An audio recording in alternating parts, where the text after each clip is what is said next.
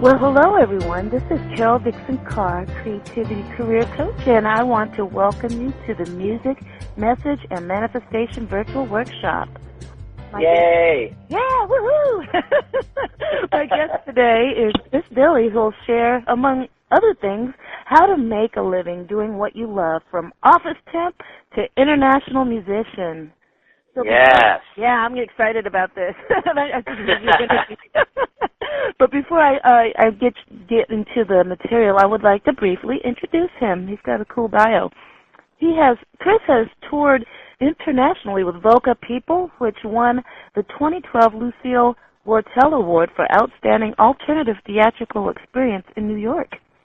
He performed for 9 years with the Kinsey Six, which included a Drama Desk nominated off-Broadway show at Studio 54, cool, and an extended run in Las Vegas as well. Chris has performed in several Broadway concerts in New York and has performed critically acclaimed solo concerts throughout North America, one of which ran in rep with Patti LuPone. He has shared the stage with such artists as India Arie, Lettucey, me too with Lettucey, fun stuff, yeah, it's great, and Laura Fabian, Leah Michelle, Carol Channing, Rosie O'Donnell, and Daniel Radcliffe. With 20 years experience, 20 years really, you don't look that old.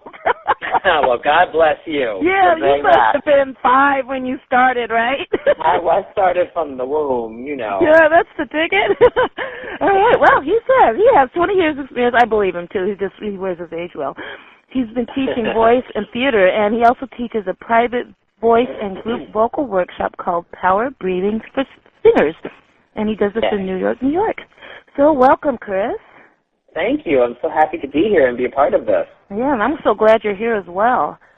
So I think we'll just dive right on in. I'm just really eager to hear how your current life's work kind of emerges, what your journey looked like.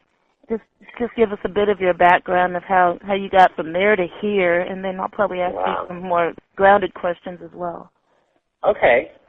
Well, I'll try not to be long-winded about it. So that's okay. It's okay. Edit me if you need to. That's okay. Cool. Well, it's funny, you know, when you and I were planning this, I was starting to think about what is my story. And it's funny because I did as much as I could to not do my life's work. I think I resisted so much, and I'm very happy that I didn't put up too much of a resistance that it didn't happen. Because when I was growing up, a couple of things. One, I'm gay, and being creative as a kid felt very gay to do. It was scary for me to express myself because when I did express myself as a kid, I was told by my community, you know, oh, you're too girlish, it's not a manly thing to do, blah, blah, blah, all that stuff. And as a kid, I really let that get into my psyche, so I remember for a number of years I stopped singing, I just didn't sing. In an effort to be more masculine or, you know, whatever that value was. And secondly, my family always supported me in all of my creative endeavors when I would do theater or when I would sing. However, they instilled this value in me that you can't make a living doing that or you can't rely on making a living doing that. So it can't be your primary vocational focus to be creative. Sounds familiar. Does that sound familiar? I know. I think a lot of us. Yes. I think a lot of us are raised that way. Mm-hmm. So in my head, you know, when I went to college, I didn't major in theater or music. I majored in communication, which sounded sort of general and all-purpose. And then, of course, I did as much theater and music as I could on the side. Mm-hmm. So I sort of put up a fight with life and said, you know I have this desire to sing, but clearly the world doesn't want me to do it, or the influences around me don't want me to do it for their various reasons. So I'll major in something quote-unquote sensible. And the first real clue, first of all, in college I came out, which is such a wonderful thing. If you're living in denial of your sexuality or denial of anything fundamental of yourself, it really makes it difficult for you to live your best life. Mm-hmm. So I think in my living my best life, including in my vocational life as a singer and as a teacher, coming out was a huge step. And really being able to be who I am in that way was just it was challenging and it was wonderful and it was a big relief and a release when I was really able to make it a part of my life. So that happened in college. That was a huge step for me. And then I was just telling a story to my friend today. I was a broadcast journalism major. That was my quote-unquote sensible job. Not that that's really that sensible, but it seemed that way to me at the time. And senior year, it was time to get senior year internships to make the transition from college to going out into the work world. And I did very well in the classes, but I applied for three different internships my senior year, and I didn't get any of them. Oh, my. I was rejected from all of them. And, of course, I felt a great sense of failure and, I'm such a loser and blah, blah, blah. Of course, at the same time, I'm getting paid doing part-time jobs as a theater teacher when I started teaching theater and doing educational theater for kids and doing shows in the Washington, D.C. area where I went to school. So I was getting jobs doing that. So at that moment, I said, you know what, this is what I'm supposed to be doing. So I started doing theater and teaching kids and getting office jobs part-time just to supplement the income. So the universe had said to me, this is not what you're supposed to be doing. And, hey, look at this. You're already doing work in theater and music and education. So keep at it. So that was my first strong signal to do that. Oh, okay. Yeah. So you did listen to the nudge, so you didn't get hit by the 2x4 like some people. No. Well, but that wasn't the end of my resistance. Oh, okay. Keep talking then. Say more. Yes. So a year out of college, I went to college in D.C. I grew up outside of Philadelphia. Went to college in D.C. And then a year out, I needed a change. I just needed to shake everything up. So I'd never been to San Francisco, but San Francisco kept coming up for me. So I moved, just blindly moved, stayed with a friend for a couple of weeks, found an apartment. And that's when I got the quote-unquote sensible office job full-time. It was the first time I'd had a full-time job with benefits. I had to wear a shirt and tie to work. I was giving you corporate realness, as they say in the drag world. And I was miserable. Yeah. It felt good to move to a new city and have a job. It allowed me to get an apartment, because when you get an apartment, it's nice to have a job to show them that you have some income. But it just felt awful. And I remember, and in my mind I thought, okay, I'm not going to be doing singing as a living. I'm going to be doing this as a living. And I found a voice teacher who was super cool in San Francisco. And I had worked a 9-to-5 day, and I was on my way to take a voice class. And I remember walking in, and I was tired from work. But I walked in, and he said, "What's wrong?" And I said, "Nothing's wrong. I'm just tired from work." He said, "You don't look tired. You look sick." Oh, wow. And I remember feeling offended almost. What do you mean I look sick? I'm just tired from work. Give me a break. But what he was saying, as looking back, what he was saying to me is, your spirit is sick right now. Ah. Your spirit is not being fed by the way you're spending your time. So looking back, there's another clue, And so what I ended up doing was I kept doing the office job. Then one day I quit. I said I can't do it anymore, and started doing small jobs. I've done everything. I twisted balloon animals for kids. I did a bunch of different sort of kinds of office jobs with nonprofits or for-profits or whatever, just to pay the bills. But then I started teaching again, and I started doing theater, and it was just wonderful to be doing that again. And then I met the Kinsey Six, which is a drag a cappella political theater comedy troupe. Oh, God. If you come to Dallas, I have to watch. I would love that. It's really wonderful. It's a really fantastic group, and I became a fan instantly, and I learned all their music. And they had seen me sing, so I was doing a show next door to them. So 5 months later, they needed an understudy for their show, and they asked me to audition, and I did, and they asked me to do it. And a few months after that, one of the members left the group, so there was an opening for me, and I joined the group. So from there, based in San Francisco, the group started to take off, and we ended up doing an off-Broadway show, the one that you mentioned at Studio 54, and it became our full-time job. And all of a sudden, there I was, a full-time performer. So the universe I don't think anybody would ever say, if you want to be a full-time performer and do an off-Broadway show, go move to San Francisco. I don't think any performing coach would ever recommend that, but that was my path. That was how I found my way to becoming a full-time performer. So during my time with Kansas 6, I moved to New York. I wanted to be based in New York and do other performing things, and I had finally felt what it felt like to be a full-time performer. So after 9 years with them, I wanted to try out other things, so I left that group. And here I was in New York, and I had to pay the bills again, so I went back to the office. And lovely group of people. I worked at Standard & Poor's in McGraw-Hill. Great people, but not the right work for me. So once again, I was struggling with, I don't like the 9-to-5 schedule. I don't like having to be in a corporate environment, blah, blah, blah. I get it. So, you know what I mean? Totally get it. Totally get it. So here I am in New York City, and I'm doing sort of the struggling performer thing where I have day jobs, and I'm trying to pay the bills and trying to do gigs at the same time. And after a couple of years of doing that, I gave up the office jobs. I said, I'm not doing these office jobs anymore.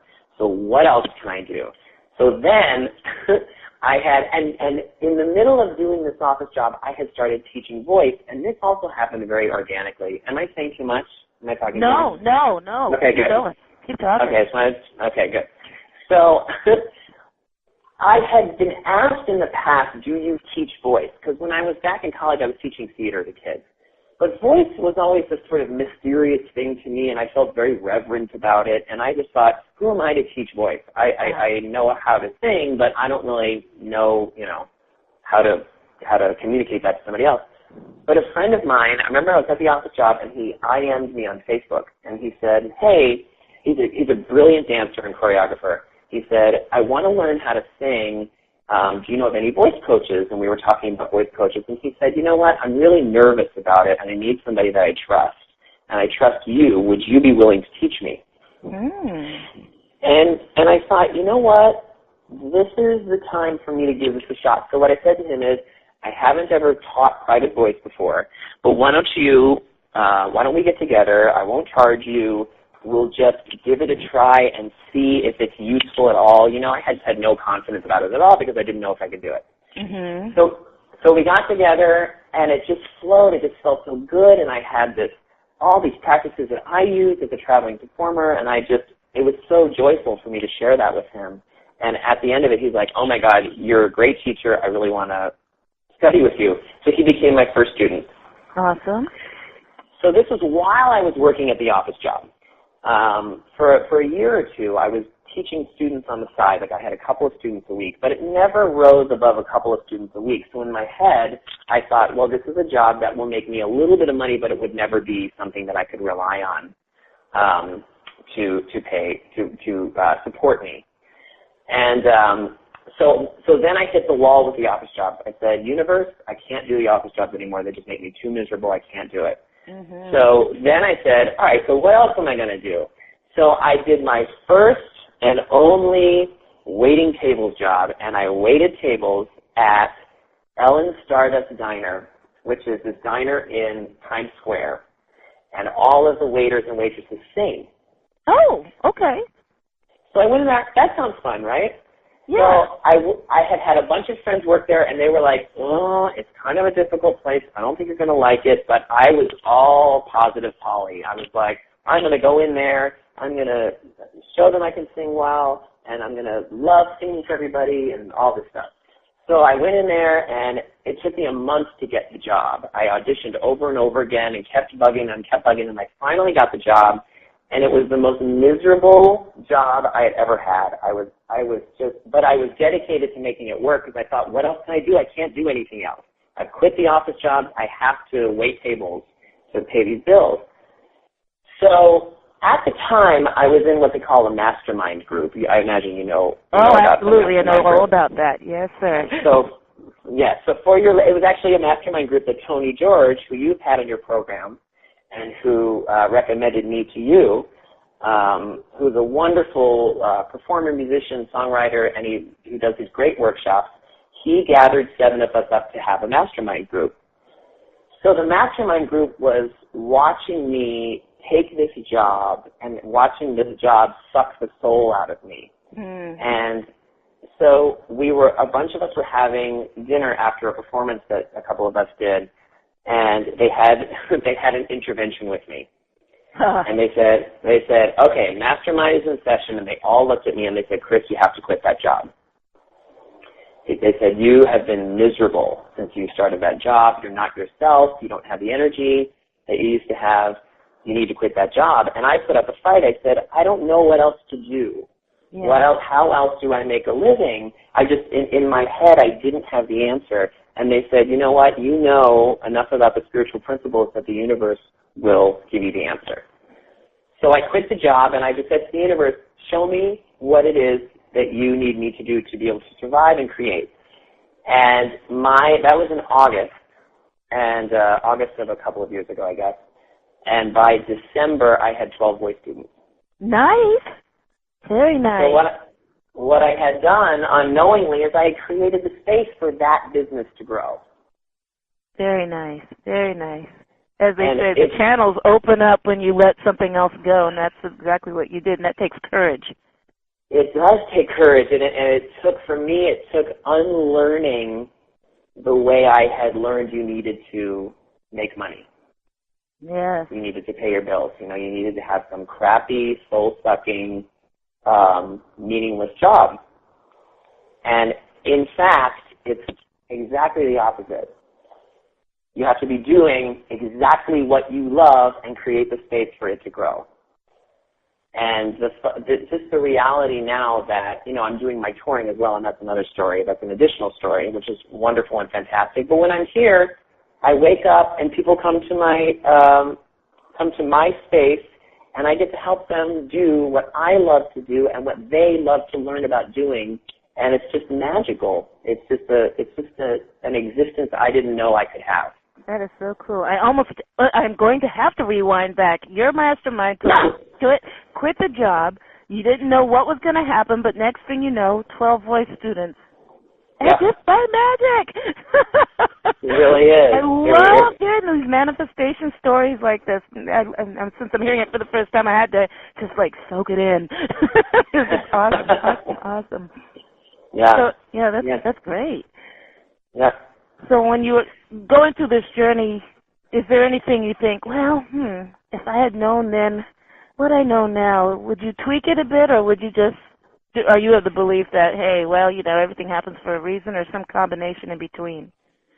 Well, sometimes I wonder, I didn't move to New York until I was 33, which to me, for a performer, seems kind of on the older side to do that, because I have so many friends who go to school, or they don't even go to school, they come right to New York at, between ages of 18 and 22. And that's when they start doing the auditioning thing.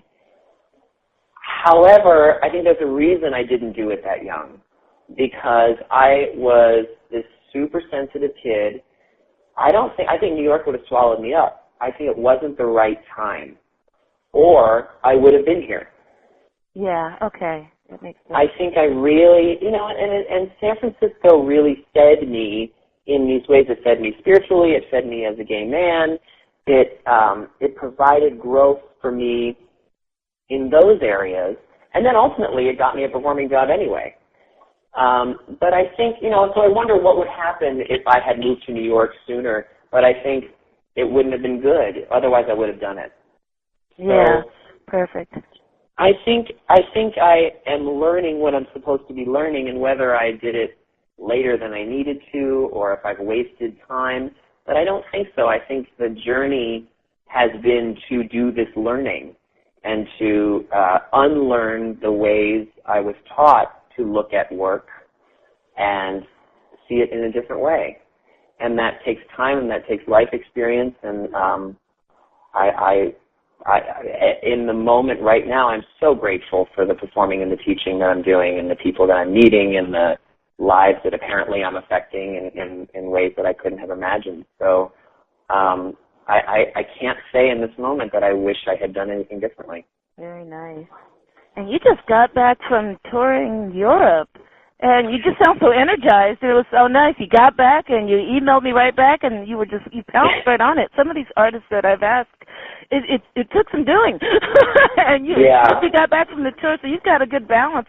I think I've never toured before, but just traveling across ponds, so to speak, the proverbial pond, I find it exhausting. And I just wonder, if people have aspirations to tour, you probably have some strategies up your sleeve on staying healthy and grounded and that kind of thing. I'm making that assumption. Well, let's see if your assumption's right. We'll just dig into that and see if it's true. Okay. I started traveling with the Dickson-Carr. I started with them in 1999. I was a full-time member through 2007, and the traveling slowly grew with that group. So we all learned how to tour together. Most of the touring with them was around the United States. We did a little bit in Europe, a little bit in Canada and Mexico, but primarily it was within the U.S. So Voca People is the group that I'm touring with now, and I'm just teaching and doing some performances around the town, around New York, performing mostly locally, doing some performances with spiritual centers nearby in New Jersey and in New York. And then this audition comes up for Voca People. So I went in and, here's another quick lesson, and then I'll get to your touring thing, okay? Sure. So I go into the audition, and it's a cappella music. It's a lot of vocal harmony stuff, and that's my love. That's one of my loves. I love vocal harmony stuff. Me too. I'm a harmony whore. I say that out loud. I love it. I'm a total harmony whore. I love arranging. I love singing harmony. I love the tighter and more complicated, the better. I love it. So that's why I was actually called in by the guy who did the casting for Dickson-Carr over 10 years ago. He thought of me when this came up, and he called me in to audition. So I'm grateful to him for that. So anyway, it was basically like a week of boot camp of audition after audition after audition, and the group got smaller and smaller and smaller, and they were auditioning for the Off-Broadway run in New York. And on the last day, they did a cut, and I was cut. They didn't cast me. And so I was really bummed. I thought, oh my God, this seems so perfect, but I know enough now to know, well, everything happens for a reason, and if it wasn't meant to happen, it wasn't meant to happen. So they invited all of us who had auditioned to come see the preview of the show when it opened. So I went, and afterwards I told the creators, oh my God, it was great, I really loved it, and they said, actually, how would you feel about touring with our international cast? And it was a bigger thing than I could ever have imagined. I thought I was up for doing, a show down the street in Midtown in New York. Mm-hmm. I never would have imagined that around the corner was the possibility to travel the world with this group. So for me, it was another example of the lesson that if you don't get what you think you want, it's because there's something really fierce around the corner. Yeah, wow. It's bigger than you could even have imagined. Awesome. So that's how that came about, and it really was a lesson in taking things moment by moment and knowing that there's something great that's around the corner if you don't get what you think you want initially. So in September they whisked me away to Paris, and I trained there, and then they asked me to stay and perform. And in January I was back for 6 days, and then they took me back out until this past April, and we toured France, Belgium, and Switzerland. Very cool. Yeah. Wow. So touring, that is bigger touring than I've ever done. I've never spent that much time overseas. And what I found is, especially with the second part of the travel, when we're traveling to a different town each day to do a different show in a different theater each day, it's really, for me, it's about simplifying, not taking as little stuff as possible, and not complicating your brain with a lot of stuff, not complicating your work life with a lot of stuff. Like you said, you didn't hear from me when I was on tour because I was so consumed with tour. Sure. I thought that's something that I'm going to handle when I get back to New York. Perfect. So it really was centering. Once I got that I needed to cut away everything that wasn't necessary, I was very focused on tour. And then when I came back to New York, it really carried over to New York, and I feel much more focused now that I'm here. And nice. It's a wonderful thing. It's a big gift. Very cool. And I did have I have a caller on the line who actually does have a question for you. Are you open, even though we haven't gotten into the strategy, to sign off early? Yeah. Okay. Absolutely. Ask away. All right. You're on. Hi, this is Kim. And hey, thank Kim. you for everything you've said. I do have a question. Once you were in the work that you love, you were performing full-time, you were touring, you had the 12 vocal students, did you feel comfortable all the time, or did you still have doubts along the way? I mean, did it just feel like everything just felt like home and you didn't have any fears around what you were doing? What was it like once you started doing work that spoke to you? That's a great question. Mm-hmm. And the answer is that it's a whole mix of things. It's a whole mix of feelings. When I decided no more day jobs, when I left the restaurant, and at that time I had the 2 and 3 voice students, and I didn't know how it was all going to come together. I had about 2 months of waking up in the morning freaking out. Ooh. Where it was, oh my God, I don't know what to do today. I have a full day open, and I'm not sure how the rent's going to be paid. And really, looking back, it took about 2 months, because that was maybe late August, and I remember in November there was a shift.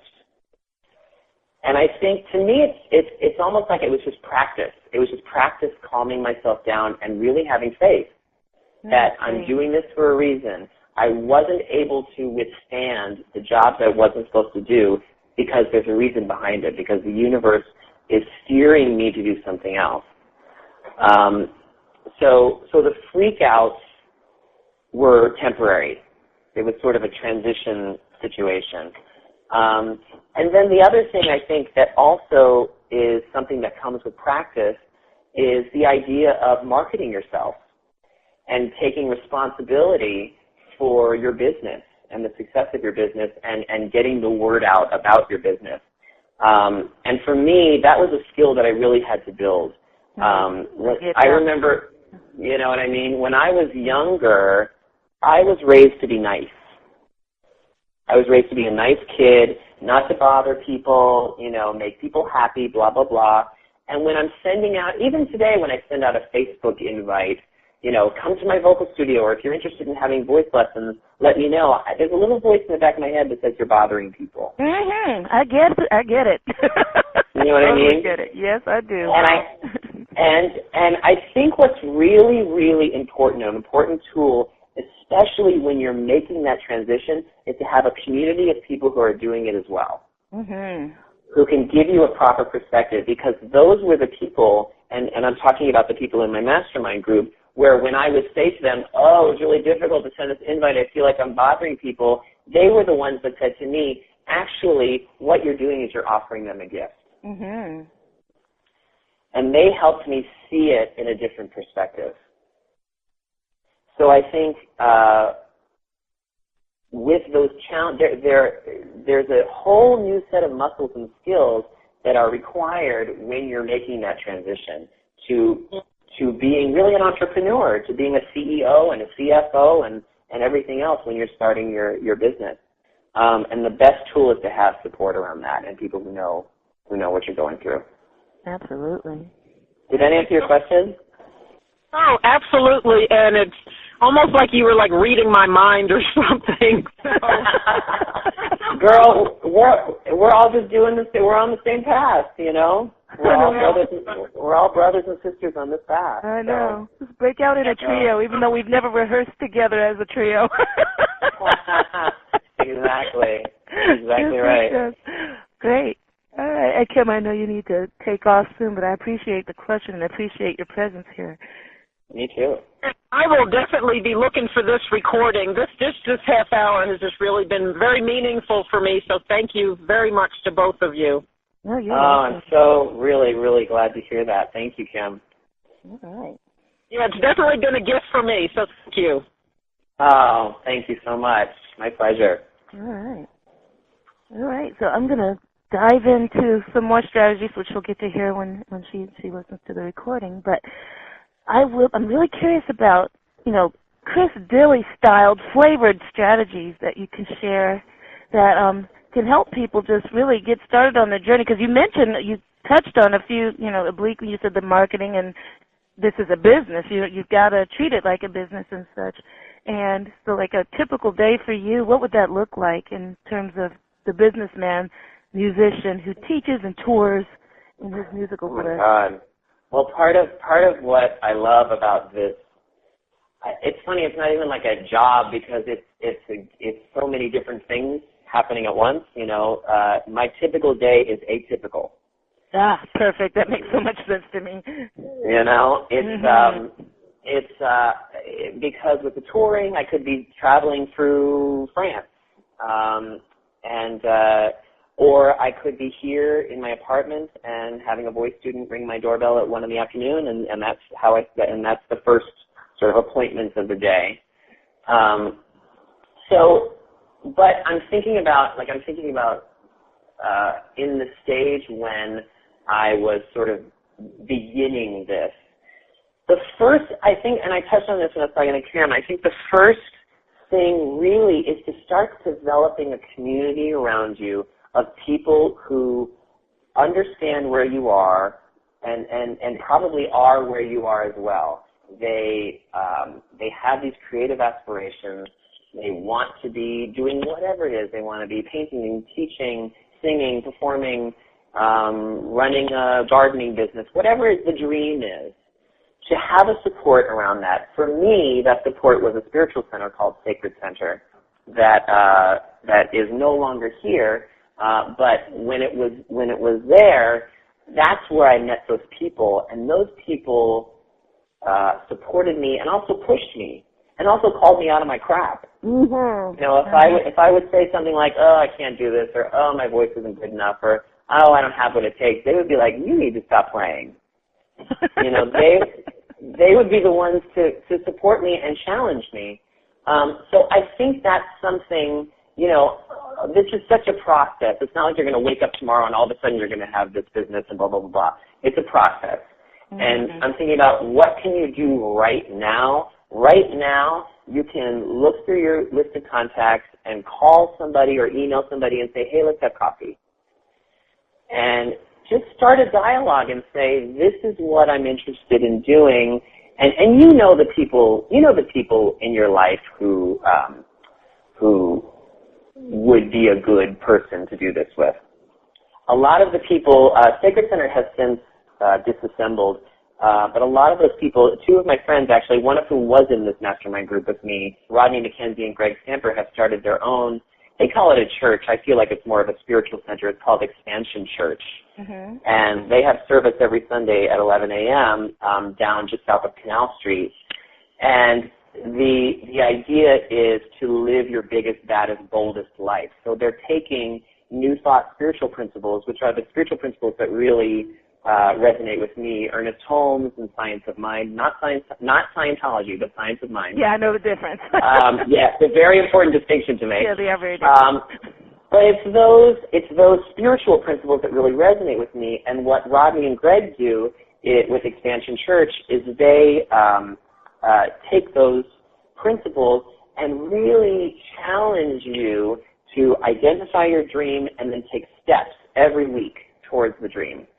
And it's that kind of community that really, without that community, I wouldn't be doing what I'm doing now because I would have been too afraid. Right. So that just ties into one of the bullets you mentioned about finding and sharing your unique voice. You can't do it in a vacuum, I don't think. No. It really, it's about finding people who really can support you. Yes, that makes all the difference. And who inspire you. Yeah. The circle of people that I have now are fiercely talented. And they have moments where they don't know how talented they are, and I have to be like, "Girl, you need to pull it together. You are fierce." Yes. You It's know? just so important, and I get it too. I wish we lived in the same town. we'd still hang out. Where do you live? You don't live in New York? I'm in Dallas. Dallas, Texas. You're in Dallas? Yes, I had no sir. I thought you were in New York. No, I'm in Dallas. Oh, that's great. But I would still hang out with you. You would be like my tribe. That would be the tribe I'd be hanging out with. I love it. Totally. I love it. That's great. Yeah, but and I think with a group like that, you can also, it's a safe place for you to start playing, you know, and think, hey, maybe I want to compose a song, or hey, maybe I want to be singing, or maybe I want to paint something, or whatever it is. And they can support you, they can give you feedback, they can give you ideas. Oh, and ideas are really necessary too, especially when you're starting your business. You know, you want people to say, you want to be able to design a flyer and then send it to them and say, hey, what do you think? What needs to be changed? How does it resonate with you? You know, all that stuff. Yes, indeed. You mentioned that you were also an arranger. Is that one of those things that you were trained to become, or did it emerge? Because I know your degree was communication, but were you self-taught? I was self-taught. When I was a kid, I would always hear the harmony if I heard a song on the radio. And my mom would sing with me. She has a really great ear for harmony, too. So I think it was with her that I first learned about harmony, and then I would always hear it. And to me, when voices come together and sing different parts, it's like you create something magical. It's just amazing to me.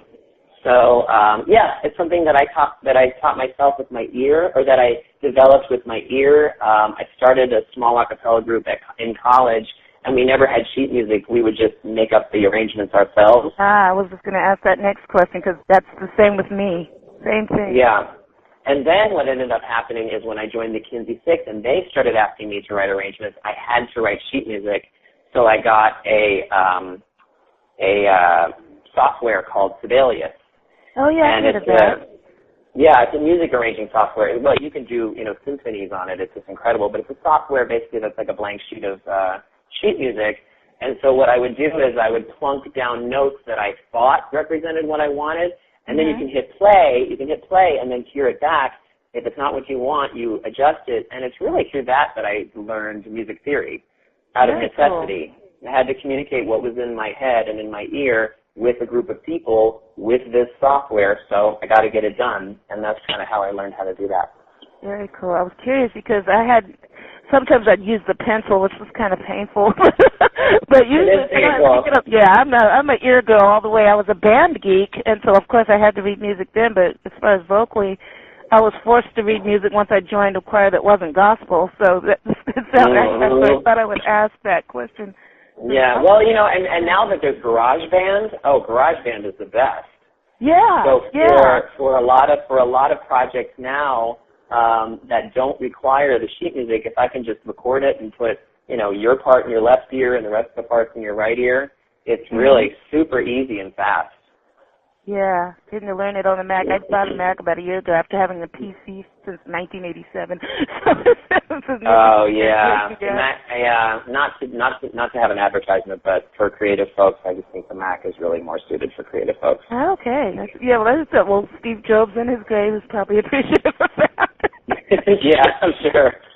You know what? By the way, as far and while I'm plugging things, actually, I mentioned Expansion Church, and people who are in the New York area might be interested. And so just so you guys, for anybody who is interested, and again, it's not a church, it's like a New Thought Spiritual Center, and it's just a fantastic community.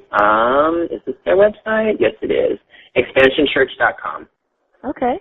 And they've got a sample from, I sing with their musical ensemble called The Light, and then you can see a sneak peek of one of the messages, and it's a great spot. So if you're looking for a community of people looking to expand their creativity in New York, expansionchurch.com. Check it out. All right, cool. Very cool. I've just written that down. Awesome. All right. Well, let me go. Speaking of plugging things, before I ask you any further questions, you have an offering that you can offer our listeners in the U.S. for sure, and I would love for you to go ahead and share that right now, if that's okay. Well, thank you so much. You're welcome. I do teach private voice, and right now I'm running a special where the first session is $15 off. So the first session would be $75, and then after that it would be $90 for the hour, which in New York is a fantastic price for voice. Right. I wanted it to be affordable for people. So to me that seemed like the right price. And I teach the Power Breathing for Singers class that I have been teaching. That's a little bit on hold simply because I've been touring so much. But when you study with me privately, that's the first thing I teach, and it's a practice. It takes about 10 minutes, and it gets your breathing, transitions your breathing from panicky New Yorker running around the city like a crazy person to grounded singer ready to have the breath support your singing. And it's the most important thing I ever learned about singing. I learned a version of this technique in San Francisco, and then when I went on tour, I literally do it every day before I sing.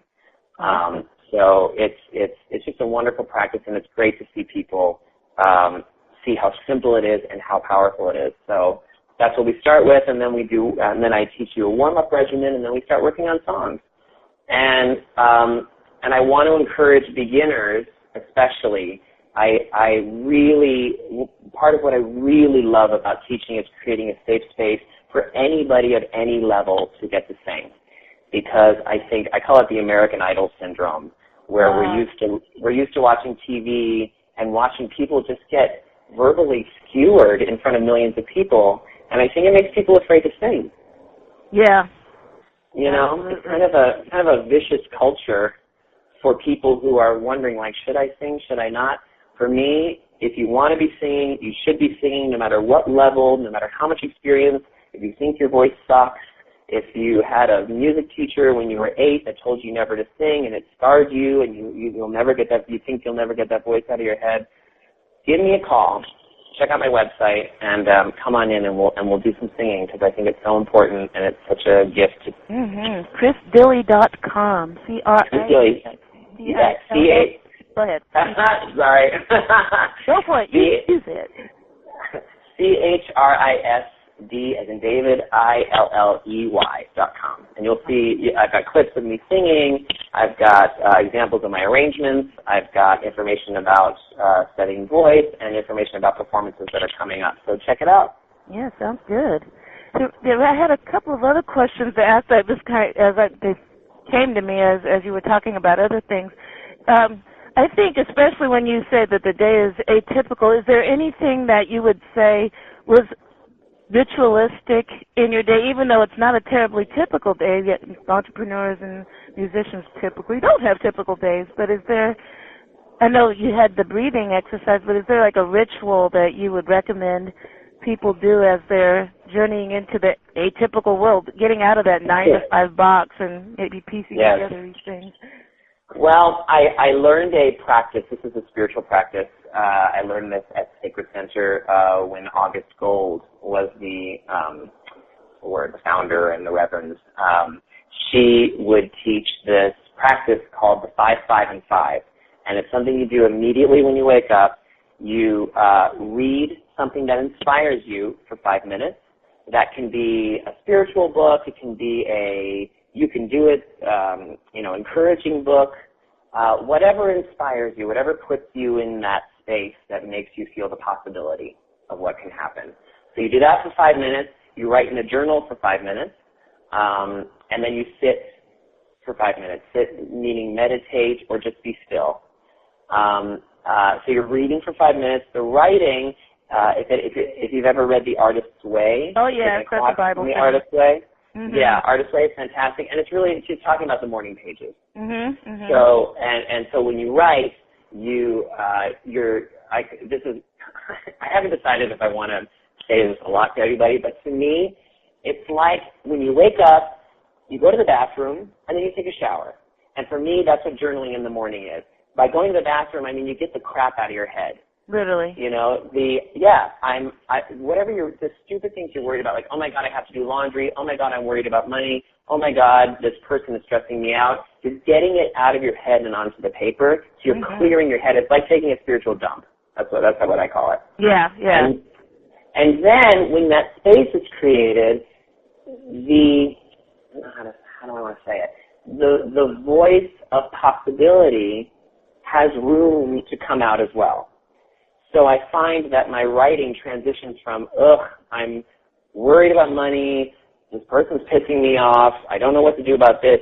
The writing transitions to, hey, I could send out an email today and offer this person, an opportunity to study with me. Or, oh my God, I never thought of this, but this person would be a great person for me to contact. The ideas come, as opposed to the fears. Get the fears out of the way, and then the ideas come.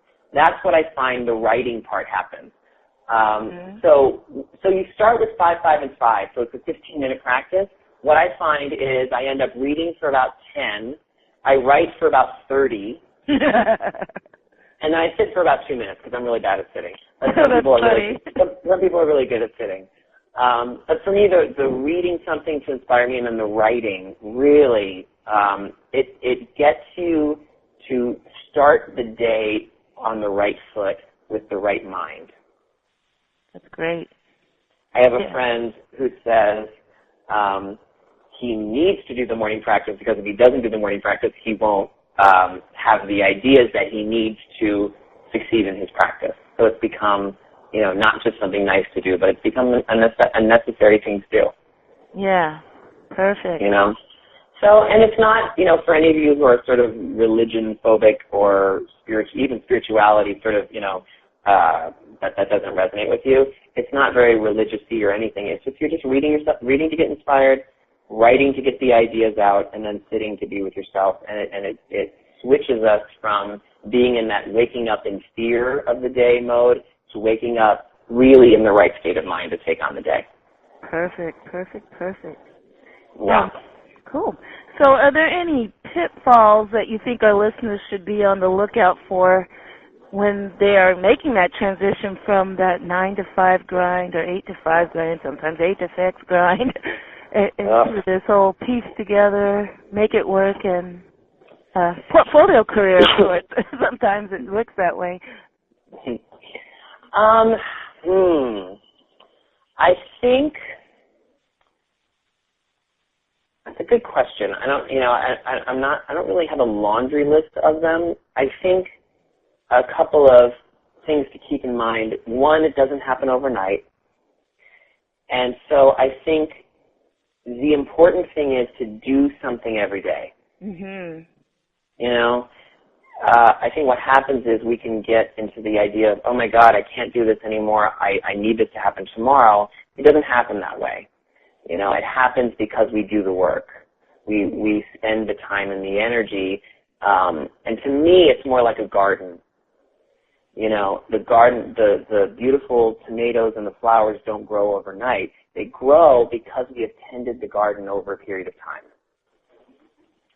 So I think looking at it like a garden is really the right way to look at it. And so what I think will happen is you won't leave the 8 to 6 job right away because you have this big booming business. It's going to happen over time. And for me, it happened over a long period of time where I had these jobs, but I was also performing and I was also teaching.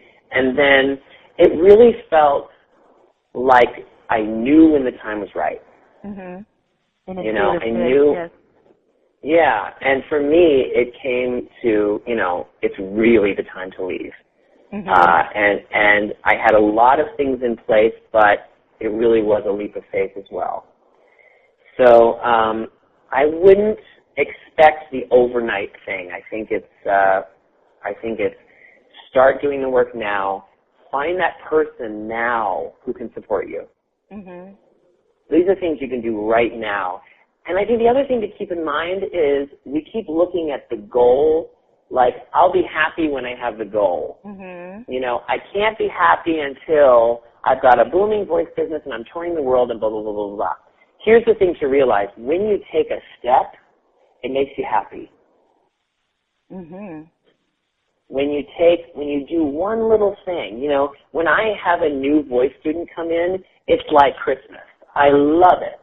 It's not the end of all my problems, but in that moment, I've taken another step towards what I want to be, a fullness of what I want to be doing. And it's each step that is the happiness. Does that make sense? Yes, it does. Absolutely. So that can be something to celebrate, because that means no matter what your situation is, take a step, you'll be happy. Great. You know what I mean? Mm-hmm. And then the next day, take another step. The next day, take another step, just like you're watering and tending to the garden. And eventually, down the road, all of a sudden, you'll have a flower. Mm-hmm. And you'll be so into each little step and joyful about each little step that the flower will be like, oh, my God, when did that happen? I was too busy being joyful about every step I was taking.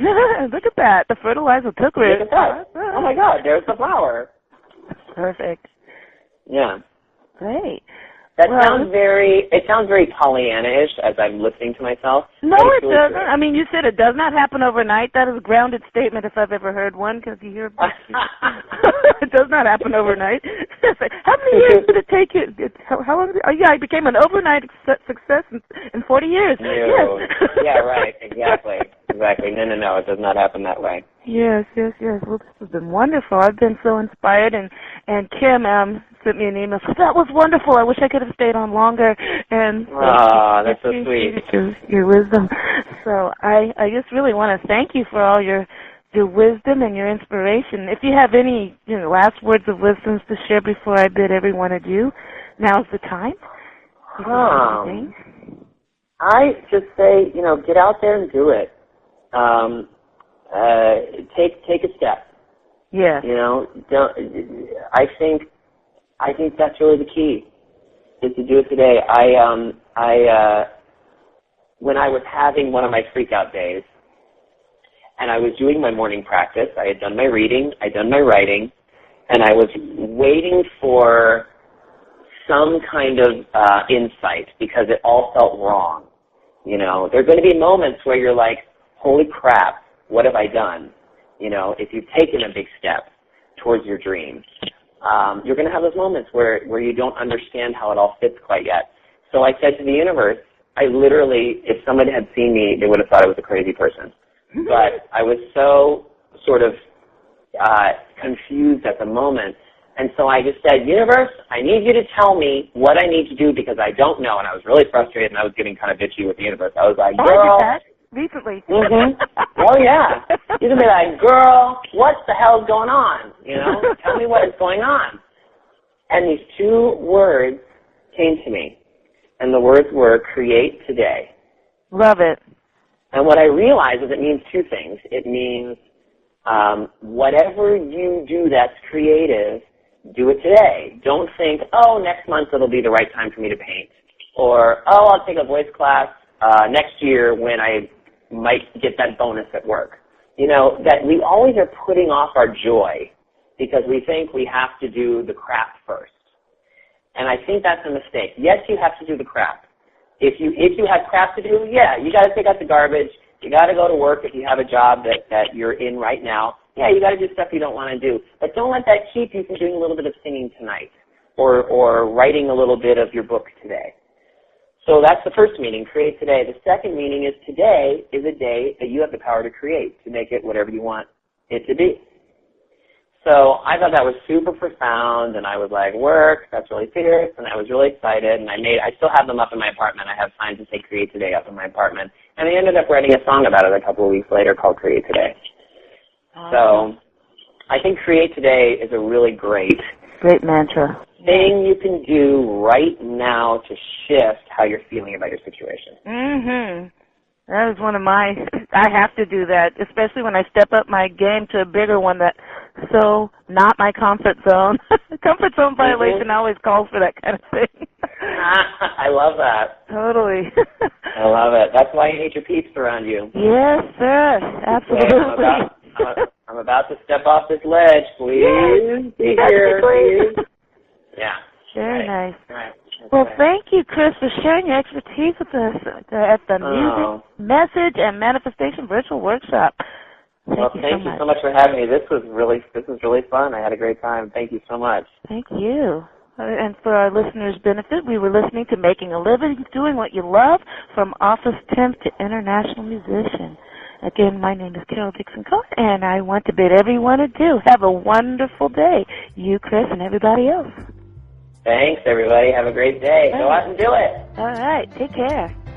Bye. Bye-bye.